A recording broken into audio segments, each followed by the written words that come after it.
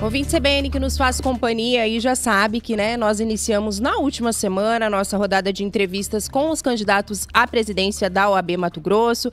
E nessa segunda-feira a gente abre a nossa rodada aqui de bate-papo recebendo a advogada doutora Xênia Guerra, que é candidata à presidência da OAB pela chapa 3, Coragem para Mudar. Doutora, bom dia, seja bem-vinda novamente à CBN Cuiabá. Fica à vontade para dar um bom dia para a nossa audiência. Bom dia, Camila. Bom dia a todos que nos ouvem. Sempre uma satisfação poder participar de um programa com uma audiência tão seleta como é esse. Então, vamos à nossa conversa.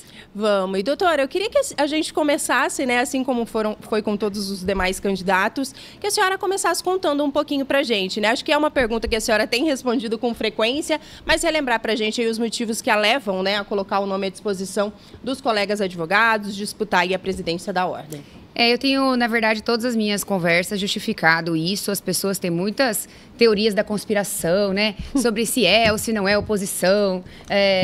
Enfim, eu trabalhei como mulher, quis ter uma presidente mulher, trabalhei para eleger essa gestão, mas ao longo dos quase 3 anos de gestão, algumas coisas nos distanciaram. Por exemplo, repasse para subseções, o que é feito com o valor da anuidade do advogado, a discussão sobre o processo do 5º Constitucional. Os conselheiros do interior não participaram desse momento, então foi muito desgastante. A luta por estrutura do Poder Judiciário não foi prioridade dessa gestão. E eu falo sempre que advogar é muito bom, mas o que paga a conta são honorários. Então, não ter essa cobrança incisiva, essa contribuição da gestão para melhorar estruturas como o núcleo dos juizados 4.0, estrutura como busca de servidores. Quando se precisa do judiciário e se tem um único analista que sai de férias 30 dias sem ninguém expede alvará, é no bolso do advogado que sente. Então, essa falta de busca por estrutura do judiciário foi um motivo de grande desgaste. O voto online, pauta do interior, que dia 7 de maio de 2024 saiu a lista dos estados que participaram, que se credenciaram para que o voto fosse no formato online. Mato Grosso não estava nessa lista. Nós, presidente, dia 17 de maio, formulamos um novo pedido, agora por escrito. Aí sim que a gestão, depois de muita pressão, foi lá e pediu a retificação do edital. E aí, ao fim e ao cabo, também a discussão sobre a ocupação a montagem, do que seria a montagem de chapa, a busca por um espaço do interior, que também não foi atendido pela gestão. Então, esses são alguns dos pontos essenciais que nós entendemos que não funcionam bem e que era necessário, como não foram pautas que não foram atendidas, reunir um time com coragem para mudar, para se insurgir contra o sistema, para iniciar uma caminhada que culminou nessa chapa 3, que eu muito orgulhosamente apresentei para a sociedade mato-grossense e que ficou um espetáculo, reunindo várias realidades e com propostas para, de fato, mudar e valorizar cada dia mais o advogado e a advogada de Mato Grosso. Pedro, fica à vontade, meu amigo. Doutora Xênia, bom dia. Gostaria de começar a tratar de um assunto também que a gente tratou com... Um pouquinho mais alto, Pedro, que aqui o ar está atrapalhando um pouquinho o nosso som. Obrigada. Tá. Então vamos lá. Vou começar a minha pergunta em relação à situação de segurança em relação aos advogados, Tivemos recentemente uma situação de atentado no final de semana, lá em Lucas do Rio Verde, é um escritório, mas já tivemos também outros casos aqui registrados só esse ano, também aqui em Cuiabá. Como é que a senhora lida com essa situação? O que espera, caso vença? Como será que a senhora vai lidar com essa cobrança em relação à segurança dos advogados, caso seja eleita? É uma grande preocupação, na verdade, nós, advogados, vivemos todos os dias uma situação de medo, Tivemos no final de semana, no sábado, a casa do advogado Marco Antônio de Lucas do Rio Verde. A casa não, o escritório alvejado. A advogada Carolina Miranda teve a casa dela marcada, com pichada, com símbolos vermelhos.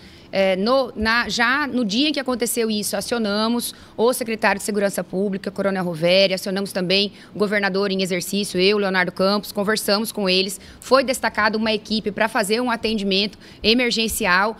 Ainda no outro dia conseguiram prender o responsável por aquele primeiro episódio. Ainda assim, ontem voltou a acontecer, dessa vez na residência do colega Marco Antônio. Então, a sensação de insegurança que a advocacia vive dia após dia, ela precisa, sim, de uma atenção especial. Como acabou de ser dito, na verdade, não foi só uma situação isolada, né? Nós temos a situação do Renato Neri, nosso ex-presidente, que não tem sequer linha de investigação. Então, é uma pauta, e o que foi feito nesse momento, atendendo ao colega de Lucas do Rio Verde, uma pauta emergencial, mas a verdade é que nós precisamos, enquanto gestores, nos ocupar de buscar políticas que possam trazer essa segurança para o advogado. E aí eu defendo sempre um pacote de ações. Além de toda a mudança cultural que é necessário se ter com relação à figura do advogado, isso passa também pela valorização do advogado.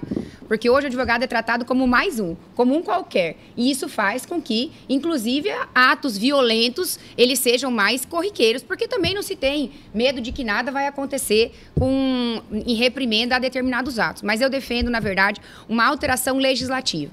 Tanto, nós já tivemos aprovado há alguns meses, um pacote que cria a figura de qualificador e agravante nos crimes contra advogado, mas isso, na verdade, é punição. Eu entendo que nós temos que trabalhar com medidas legislativas que possam trazer prevenção, para que nós não venhamos a sofrer atentados contra a nossa vida no nosso escritório. Alguns exemplos são aprovar, por exemplo, um PL que cria a figura de uma medida protetiva para o advogado que esteja em situação de violência ou ameaça. A exemplo do que acontece, Camila, com as mulheres vítimas de violência doméstica.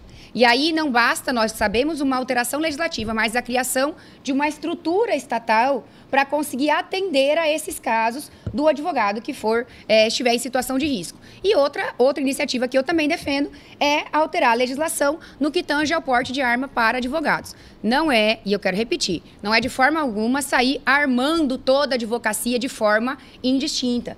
Mas é sim colocar e partir da formalidade da mesma presunção que se tem para o magistrado, para o defensor público, para o promotor, que presume-se ser profissões de risco e a advocacia não é. Nós temos, na legislação federal, a previsão de que advogados, magistrados e promotores estão todos no mesmo nível de hierarquia.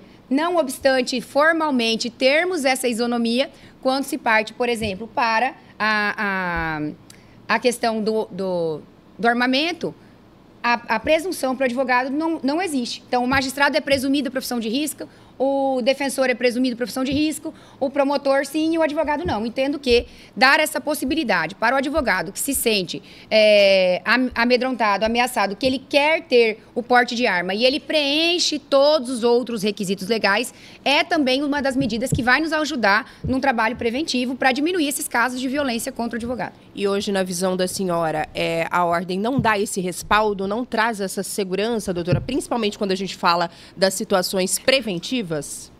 Não, hoje não traz. Até porque se trouxesse, nós não teríamos tantos casos de advogado todos os dias sendo alvejados ou tendo seus escritórios ameaçados, suas residências. O caso de ontem, nesse final de semana, do colega Marco Melo, o escritório e a residência, se tivesse um mínimo de estrutura, nós não teríamos acontecido o que aconteceu com o Marco nesse final de semana, nós não teríamos um ex-presidente brutalmente assassinado 8h30 da manhã, numa das avenidas mais movimentadas do estado, nós não teríamos o que aconteceu com o Zampieri e com tantos outros advogados que tem acontecido no dia a dia. É uma situação urgente e que demanda uma atenção especial e uma força-tarefa. E não é isso que nós vemos. O que nós vemos quando acontece, todo mundo vai para ser o pai da criança, querer tentar ajudar a resolver aquilo ali. Mas, de fato, pensar em medidas e buscar alternativas que possam resgatar essa segurança para o advogado e advogada, isso não acontece. Só acontece quando o assunto está na pauta. Está na pauta, é bonito falar. Não está na pauta, não se adotam medidas para efetivamente resolver a segurança do advogado. 8h30. É chegado o momento da gente fazer uma pausa obrigatória, doutora Xênia, para o repórter CBN, mas a gente volta em instantes, é bem rápido. Volta aqui na CBN Cuiabá, a gente segue com o nosso bate-papo com a advogada Xênia Guerra, que é candidata à presidência da OAB Mato Grosso pela chapa 3, Coragem para Mudar. Doutora, a gente queria falar de uma de suas propostas, né, na eleição desse ano, que é a contratação de advogados, e aí me corrija se eu estiver equivocada, advogados remunerados para atuar exclusivamente na defesa das prerrogativas da classe, com plantão em todo o estado. Eu queria que a senhora explicasse um pouquinho dessa proposta, se já existe uma estimativa de custo, se isso pode impactar, por exemplo, exemplo, na questão da anuidade, né, que é uma grande preocupação também dos advogados. Conta pra gente um pouco mais como é que funcionaria isso na prática. Muito bom.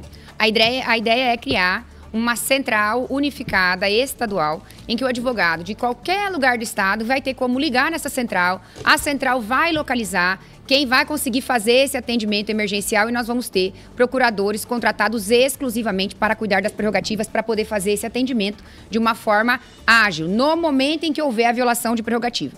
Hoje, muitos advogados, eles não recorrem à ordem, porque eles não veem que a demanda será atendida. A ordem hoje, ela tem 2 procuradores contratados e agora, no meio do processo eleitoral, criou-se a Procuradoria de Defesa de Prerrogativas. Mas então, não tem profissionais que atendam exclusivamente as prerrogativas. Nós temos, então, mais de 140 municípios, advogados espalhados em mais de 140 municípios, apenas 29 subseções e 2 procuradores da ordem. Então, acaba que essa demanda, o advogado tem que fazer o enfrentamento. Quem está na subseção, muitas vezes, não tem a capacitação do Tribunal de Defesa de Prerrogativas para atender de forma rápida e eficaz a violação de prerrogativas, e nisso acaba criando um ciclo que o advogado, ele não se vê atendido, que a autoridade continua violando prerrogativa porque ela não vê que vai acontecer nada. Eu entendo que nós precisamos iniciar a gestão com uma postura mais firme, e a importância de ter os profissionais contratados é porque imediatamente, penso inclusive que na capital ou nos polos,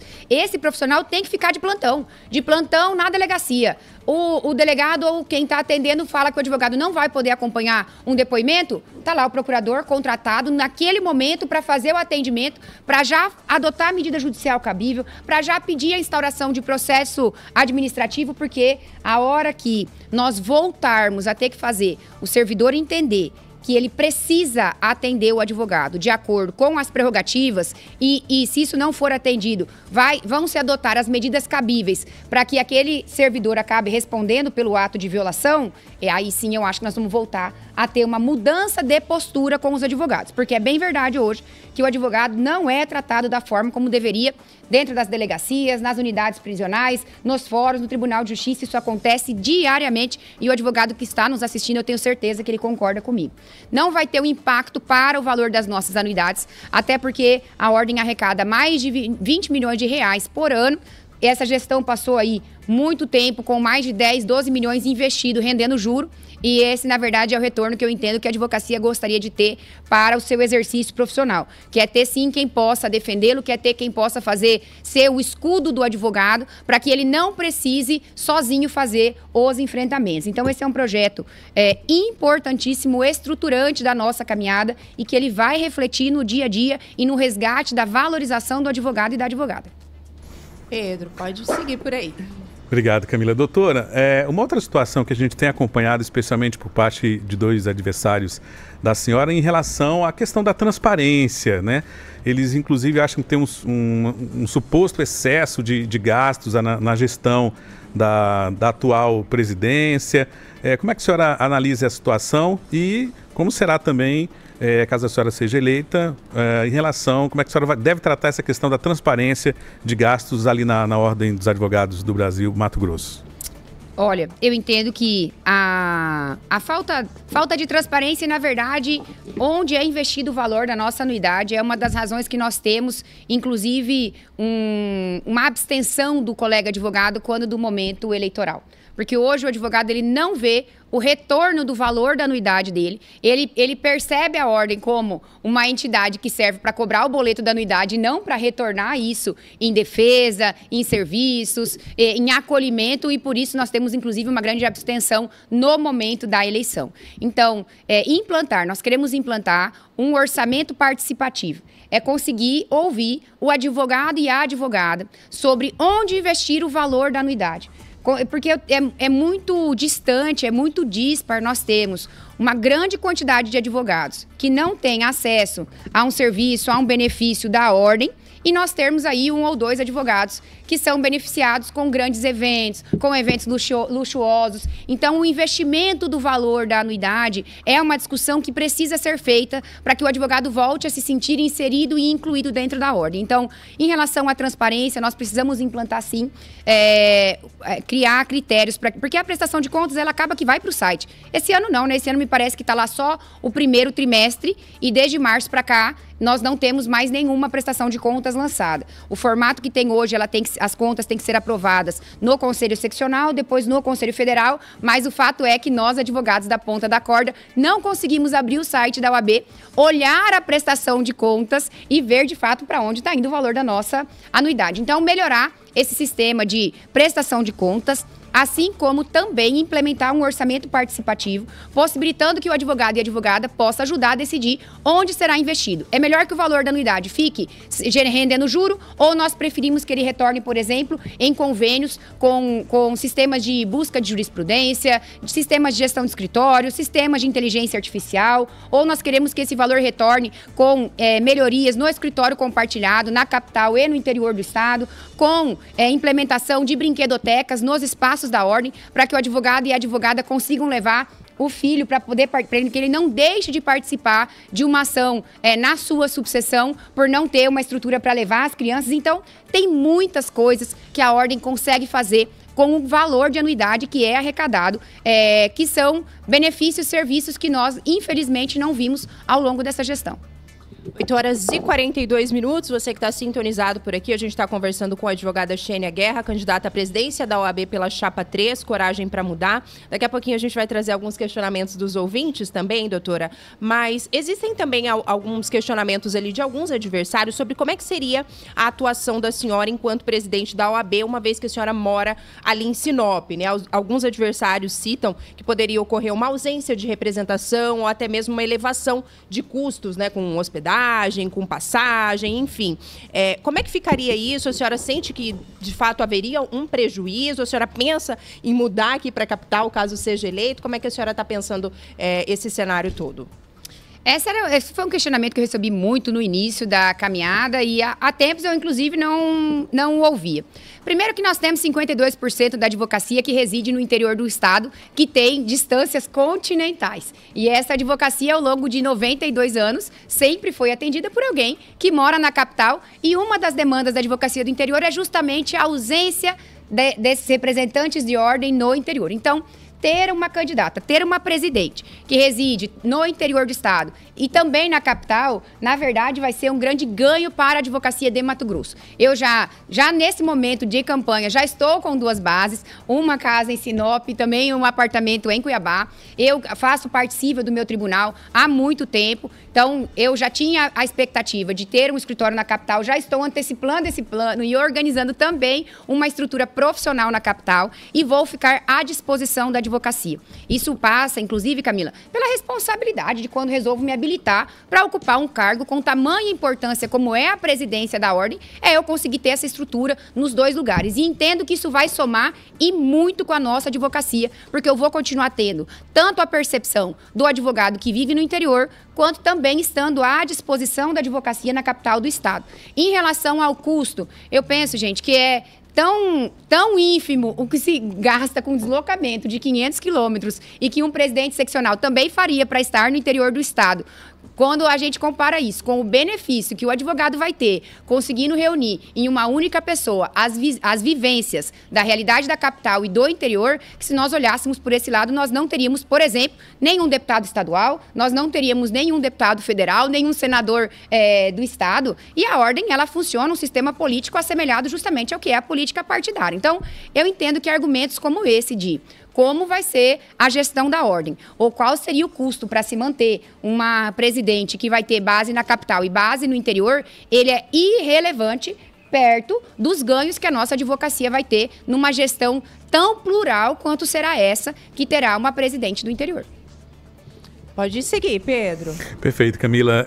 Doutora Xênia, uma das situações que a gente tem acompanhado sempre quando a gente entrevista aqui advogados é uma preocupação em relação aos jovens advogados, né? Eles têm uma dificuldade inicialmente ali na carreira. A senhora sendo eleita, que propostas a senhora tem nesse sentido de ajuda aos jovens advogados? Excelente pergunta. Nós temos hoje uma significativa parcela da advocacia que tem menos de 5 anos. Para quem nos ouve, a jovem advogado para a ordem é quem tem até 5 anos de exercício profissional. Eu sou a primeira advogada da minha família, primeira e única, então eu sei exatamente o que é a dificuldade de iniciar na carreira e não saber, não ter com quem contar.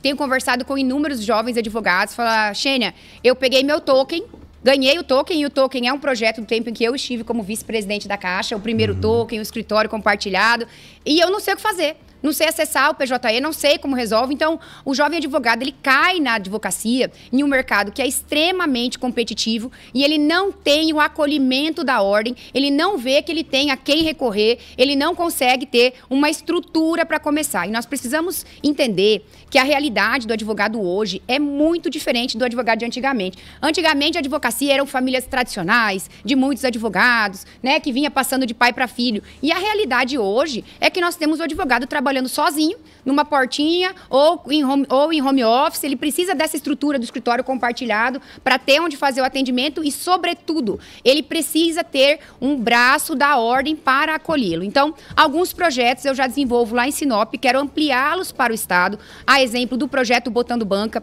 que é uma banca de advogados que são ou foram professores, que fica num telefone de plantão à disposição. Então, eu, quando comecei, não tinha para quem ligar para perguntar, olha, o que eu faço num caso, por exemplo, de criminal? Se é habeas corpus ou relaxamento de prisão. Esse jovem advogado lá de Sinop hoje, ele tem já esse projeto que ele consegue ligar e trocar uma ideia, dividir experiência com um advogado mais experiente. O projeto da Caravana da Jovem Advocacia também, com base numa experiência, minha primeira ação, Camila. Quando eu formei, meu pai tinha tido um desacordo comercial, não tinha dinheiro para contratar um advogado, minha primeira ação foi justamente a ação do meu pai. E foi minha primeira sustentação oral também, e eu vi a dificuldade que é de não ter a prática, não saber, por exemplo, chegar no Tribunal de Justiça e entender onde se faz um cadastro, onde é o cartório, onde é o gabinete, como se faz a sustentação oral. Esse projeto de caravana é um projeto excelente que nós queremos ampliar. E a grande novidade aqui para a Jovem Advocacia é que nós vamos lançar um programa de acolhimento do jovem advogado.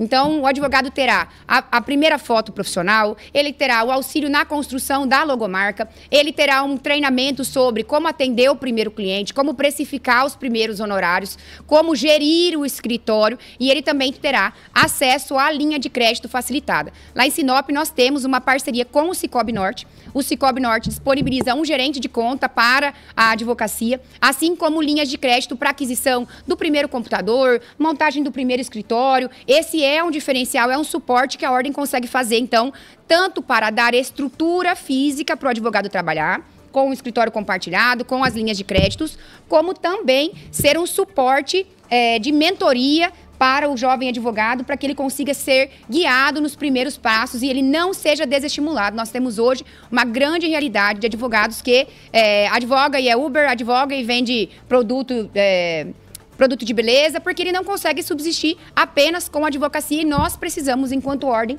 trabalhar para mudar esse quadro. Tem alguns questionamentos aqui dos ouvintes, Pedro, vou pedir licença para trazer aqui. O seu João Maria, na verdade, ele não fez uma pergunta, ele mandou um áudio com um comentário, doutora Xênia, mas eu acho que é um momento válido também para a gente falar desse assunto. Inclusive, nós tratamos também com outros candidatos à presidência da ordem. Ele até coloca aqui que ele não entende o porquê da CBN estar realizando uma rodada de entrevistas com os candidatos à presidência da ordem, que ele acha que não é um tema que interessa a toda a sociedade. E eu acho que é o momento da gente voltar a falar sobre esse assunto também.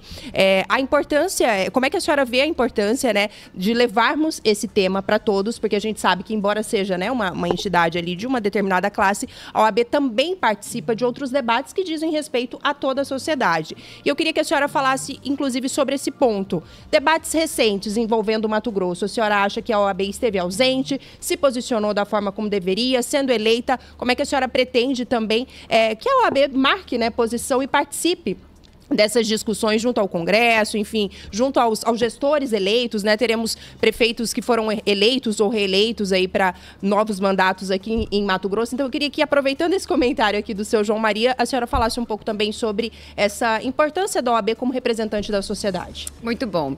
Seu João, primeiro, olha, quero me desculpar por o senhor não estar vendo utilidade em discussão da ordem num momento e num programa tão importante como é o Jornal da CBN. Isso com certeza tem acontecido, porque você, ouvinte, você, João, a exemplo de muitos outros, não tem visto essa relevância da ordem em um cenário político, em um cenário social, como já teve em outros momentos. A ordem, ela foi, na verdade, criada tendo justamente, além da defesa da prerrogativa do advogado, um papel fundamental na sociedade, na redemocratização, na luta por direitos e garantias individuais e coletivos. E, infelizmente, nós não temos mais visto esse protagonismo da ordem, sobretudo da Ordem dos Advogados do Brasil, na seccional de Mato Grosso. Se nós olharmos ao longo da história, muitos temas passaram pela OAB. Nós tivemos momentos em que a ordem chegou a ser considerada o quarto poder, junto com o Executivo, Legislativo, Judiciário, porque sim, tem pessoas que têm conhecimento.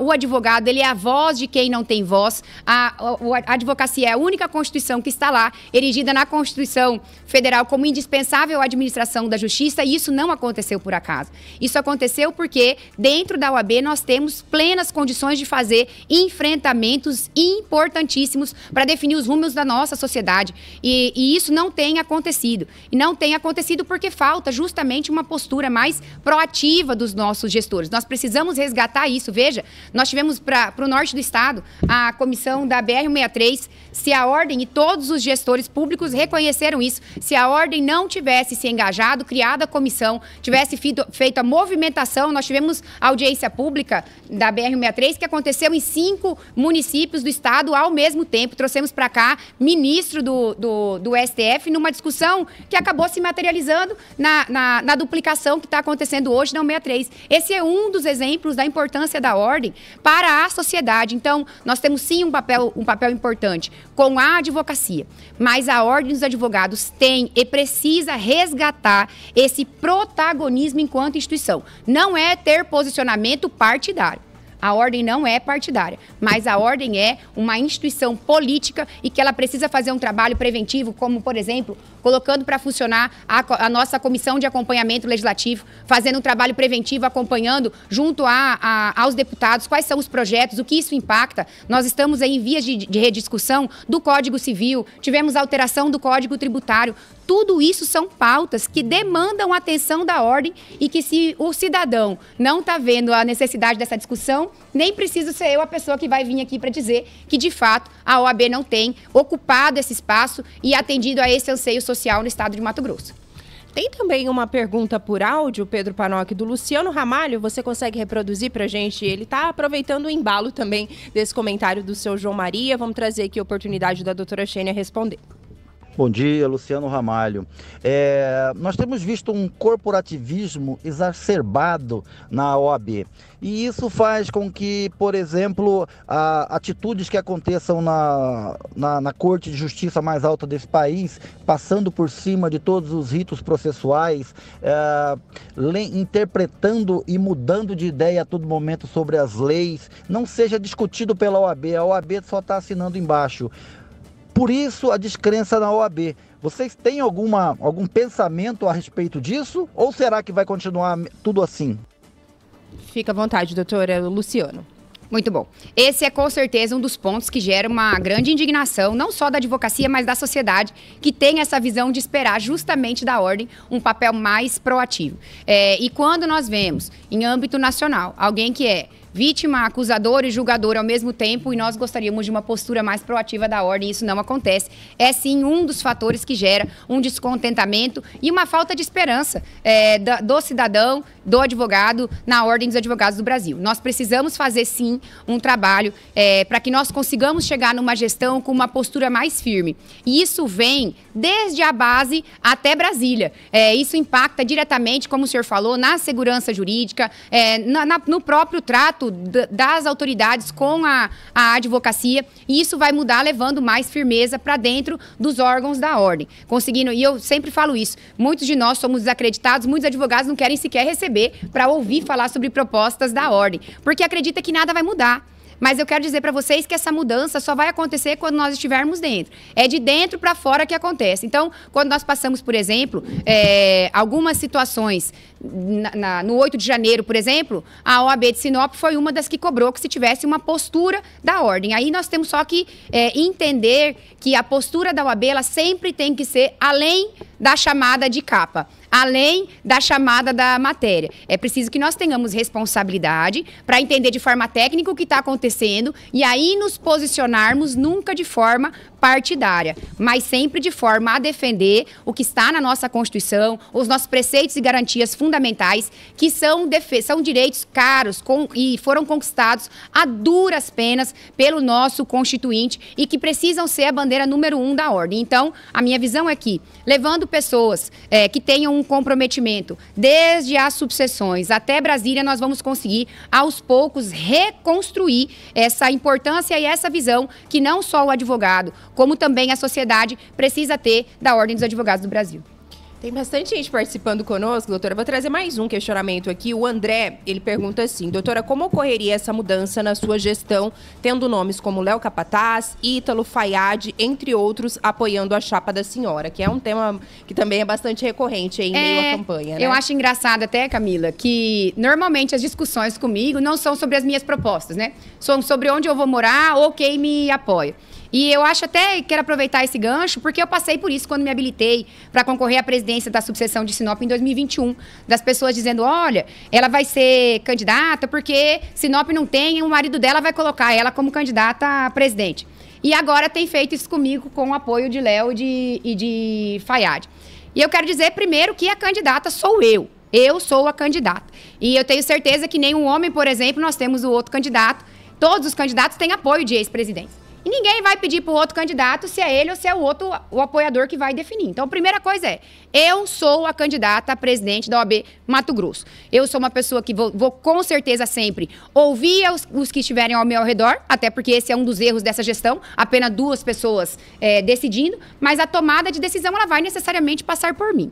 E aí, segundo, nós temos que entender que nós temos nas 4 chapas apoiadores pulverizados. Nós temos, por exemplo, com a Gisela Cardoso, o Ciel Tavares e Cláudio Stabile. Nós temos com o Pedro Paulo, por exemplo, o Maurício Aldi no Conselho Federal, com cargo eletivo, e o Daniel Teixeira, que já foi secretário e está de novo secretário. Então, em todos eles é natural que vai essas pessoas que já participam da ordem apoiando ou participando de uma ou de outra chapa. Então, precisamos parar com essa hipocrisia de, Xênia, na sua é que vai ter alguém que vai mandar. Fiquem tranquilos, advogados e advogadas, a presidente serei eu. Esse é o segundo ponto. E aí nós temos que ver, e na minha visão muito natural, que, tendo uma candidatura do interior, permaneçam apoiando o projeto do interior os presidentes que sempre olharam para o interior. Que é Fayad e Leonardo Campos, são eles. Outro dia estive com o Fayad em Alta Floresta, o advogado saiu da sala dele e falou, é Fayad que está aí. Eu perguntei, falei, colega, como que você sabe que é Fayad que está aqui? Ele falou, Fayad a gente conhece pela voz. Então tem presidente que nunca pisou no interior do estado, naturalmente não estaria apoiando um projeto que traz metade de advogados do interior para ocupar esses espaços. Segundo que ter o Ítalo no Conselho Federal, além ter o Leonardo no Conselho Federal, traz para o advogado e para a advogada a segurança de ter na gestão uma pessoa e um brilhante advogado e um defensor da advocacia que defende pautas e tem musculatura para defender pautas caras para a advocacia, como é, por exemplo, a isonomia no porte de armas. Mato Grosso hoje ocupa um espaço de protagonismo que nunca ocupou em âmbito nacional. Nós temos hoje mais advogados do Mato Grosso ocupando comissões nacionais do que nós jamais tivemos na história. Então, é natural que quem faz duas gestões, ela venha com um desgaste. O que nós não podemos fazer é balizar e dizer, e pegar só o fato de ocupar esse espaço para dizer que não pode estar lá. Então, não vamos nos enganar. Imaginem, para aprovar uma pauta como, por exemplo, a isonomia do porte de armas, alguém que nunca esteve naquele espaço. Eu entendo que nós temos que trazer uma renovação com segurança. Se aparecesse aqui só pessoas novas para ocupar uma chapa, eu tenho certeza que eu não seria recebida em boa parte dos escritórios. Então, trazer um vice-presidente que já ocupou um espaço de diretoria, que entende do sistema, que conhece como as coisas funcionam, vai justamente trazer a segurança que o advogado precisa para trazer uma pessoa como eu, que nunca compus um cargo de diretoria. Então, o que se precisa ter nas chapas é equilíbrio entre a renovação, e pessoas que já ocupam esses espaços. A exemplo, outro que estava na pergunta aí, que era Ítalo, que foi presidente da Caixa, que conhece do sistema, que tem musculatura e tem condições, que contribuiu com a advocacia da capital e do interior, e agora eu tenho certeza que vai ter competência para, no Conselho Federal, brigar por pautas que são caras para a advocacia, a exemplo do trato com o STF e o STJ. 9 horas em ponto, a exemplo do que a gente fez com os demais candidatos, né, Panoc? A gente faz um intervalo neste momento, aí a gente volta aqui para nossa reta final. Pedro tem mais algumas dúvidas ali, é bem rapidinho, a gente está de volta. Jornal da CBN. 5 minutos já de volta aqui na CBN Cuiabá, amanhã de segunda-feira, dia 4 de novembro. Seguimos aqui para a reta final do nosso bate-papo, da nossa entrevista com a advogada doutora Xênia Guerra, candidata à presidência da OAB Mato Grosso pela chapa 3, Coragem para Mudar. Eu fiz uma sequência de perguntas aqui dos entrevistados. Pedro, fica à vontade para trazer mais um questionamento antes da gente seguir aqui para as considerações finais. Tá, Camila. Doutora Xênia, a presidente Gisela foi a segunda mulher a presidir a OAB, né? A senhora entende que houveram avanços à mulher advogada nesse período? E se, sendo eleita, quais são as principais propostas que a senhora tem para essa valorização da mulher advogada? Muito bom. Quero reforçar, como eu disse antes, que eu, como mulher, minha caminhada na ordem ela está muito ligada à participação das mulheres dentro nos quadros da OAB, seja em comissões. Quando eu comecei a participar lá em 2013, 2014, nós tínhamos um projeto capitaneado pela doutora Cláudia Aquino, projeto OAB Mulher. E eu rendo sempre todas as homenagens para ela por ter sido precursora desse movimento. Então, passei toda a discussão de cotas de 30% para as mulheres, paridade, passei pela luta da paridade para nós conseguirmos chegar em 2021 e tornar isso uma realidade. Hoje, no Brasil, qualquer chapa que se for se habilitar a concorrer, ela necessariamente precisa ter metade de advogados homens e metade de advogados mulheres. Eu sou muito orgulhosa de ter contribuído também para que isso acontecesse. Então, ter uma presidente mulher, eu trabalhei para eleger uma presidente mulher. Nós saímos de, acho que 2 ou 3 das 29 presidentes para 9 presidentes mulheres. Então, obviamente, ter uma presidente mulher, ter 50% dos espaços já nessa eleição passada ocupados por mulheres fez com que nós tivéssemos avanços, com certeza. Mas o que nós percebemos é que, como mulher, eu gostaria de ter tido mais. Gostaria que essa gestão tivesse tido um olhar melhor para as mulheres, tivesse tido um trato melhor com as mulheres. E não teve. Tanto que, se nós olharmos, hoje nós somos 9 presidentes mulheres no interior do estado. Das 9, 6 caminham comigo, não caminham com a presidente. Nós temos, de todas as ex-presidentes da Comissão da Mulher, Gisela, obviamente, é candidata, as outras todas caminham comigo. Então, apesar de ser uma presidente mulher, apesar de termos evoluído, todas nós esperávamos que tivesse evoluído mais. E aí, nós temos algumas medidas que são importantes, sim, para trazer essa participação. A grande dificuldade da mulher é que nós acumulamos muitas funções. Nós, além do mercado de trabalho, viemos para o mercado, mas continuamos acumulando outras funções e, por vezes, não nos entendemos como capazes de ocupar os espaços. Isso tem pesquisas que falam e que demonstram claramente isso. Então, ter, por exemplo, um selo para os escritórios que têm políticas afirmativas para mulheres, vai fazer com que nós consigamos estimular a contratação, a valorização, a remuneração, e as mulheres ainda hoje ganham menos do que os homens ocupando os mesmos espaços. Nós queremos também criar em todas as subseções uma estrutura para que, como eu comentei no bloco anterior, para ter um espaço de brinquedoteca, para que a mulher consiga, e aí a mulher e o homem também, consigam levar os filhos para que não deixem de participar de cursos de capacitação, de atividades de network, por não ter espaço para levar as crianças. Nós queremos criar, dentro do TDP, uma secretaria especializada para atender você, mulher advogada.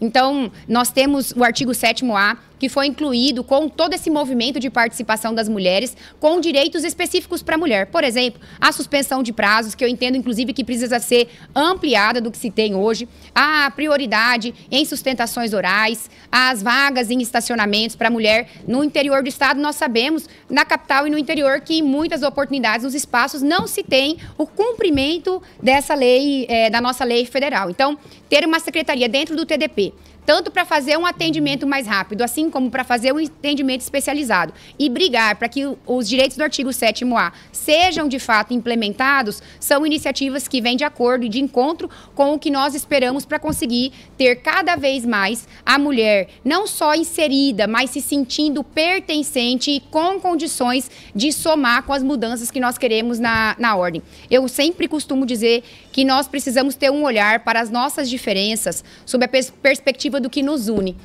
Não é nunca um movimento de segregação, de homem contra mulher, de capital contra o interior, mas é de conseguir dar condições de trazer para dentro a mulher, de trazer para dentro do sistema o interior, de trazer para dentro o advogado da periferia e aí, nas N diferenças que nós temos, né, no dia a dia, para que nós consigamos fazer uma gestão que seja mais plural e inclusiva e para fazer com que essa política de ordem, ela saia de fato nos representando. Então, aí são algumas iniciativas que nós temos para as mulheres e eu convido também as advogadas a olharem lá as nossas propostas específicas para a mulher. Tenho certeza absoluta que vai estar na ponta das prioridades esse olhar atento, humanizado e de pertencimento com as mulheres advogadas.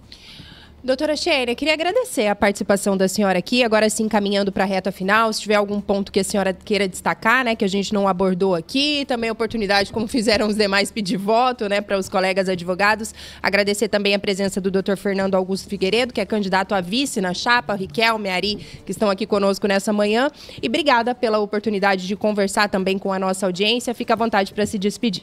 Eu que agradeço, Camila, toda a equipe CBN pela oportunidade de me ouvir. Acho que esse é o grande desafio de todos os candidatos, serem ouvidos no que tange as nossas propostas. E o grande ideal dessa chapa 3, que me encheu de orgulho na composição, conseguindo trazer não só advogados da capital e do interior de forma proporcional, mas conseguindo atender, sobretudo, todas as subseções e trazendo na composição um co-presidente. Mato Grosso terá um co-presidente. O Fernando Figueiredo vem com a experiência que é necessária, trazendo a segurança que é necessária para a advocacia de todo o estado, sobretudo para a advocacia de Cuiabá. Essa chapa que traz o empoderamento da mulher, pela primeira vez nós tendo uma presidente mulher e uma tesoureira mulher, são 2 espaços de protagonismo para o espaço de decisão, trazendo para a chapa também a representação da advocacia pública através do IURI, trazendo a região do Araguaia, que ao longo da história foi tida como Vale dos Esquecidos e que hoje vem para um espaço de decisão e trazendo a jovem advocacia, a exemplo da Bárbara, que vem para vice-presidente da Caixa. Então, é uma chapa que me traz um orgulho danado de falar e de apresentar para a advocacia matogrossense, que tem um objetivo muito claro, que é resgatar a valorização do advogado e da advogada de Mato Grosso. Chega de ser maltratado, chega de não ser tratado com respeito. Nós queremos nos empenhar, formamos esse time plural para poder fazer com que você, advogado e advogada, volte a se sentir representado e acolhido dentro da ordem. Uma gestão que lute por você, que brigue por você, que você não tenha que fazer os enfrentamentos, que consiga trazer e buscar melhorias na infraestrutura do judiciário, porque advogar é bom, mas o que paga a conta são honorários, que a ordem consiga contribuir para te defender, para fazer com que a sua profissão seja valorizada, com que você tenha uma remuneração adequada e, sobretudo, que não seja uma gestão limitada à decisão de 1 ou 2 pessoas. Que você também tenha voz para definir sobre o orçamento participativo com o valor da sua anuidade, que você possa votar no 5º Constitucional, que terá a lista no ano que vem, e que, sobretudo, nós possamos olhar para o que nos une, que é sermos todos advogados e advogadas, fazendo, então, um bom trabalho para a advocacia e resgatando a importância da ordem enquanto instituição para a sociedade matogrossense. No dia 18, peço seu apoio, peço seu voto na nossa eleição. Você, advogado do interior, você tem 2 votos, um voto na subseção e um voto na seccional. E o advogado da capital tem um voto, que é o voto da seccional. Então, no dia 18, na eleição online, conto com o seu voto, com o seu apoio, para que nós consigamos materializar esse grande sonho em uma gestão que vai fazer história e vai deixar um legado para a nossa advocacia. Obrigada, doutora, mais uma vez. 9h14, a gente faz um intervalo e já a gente está de volta.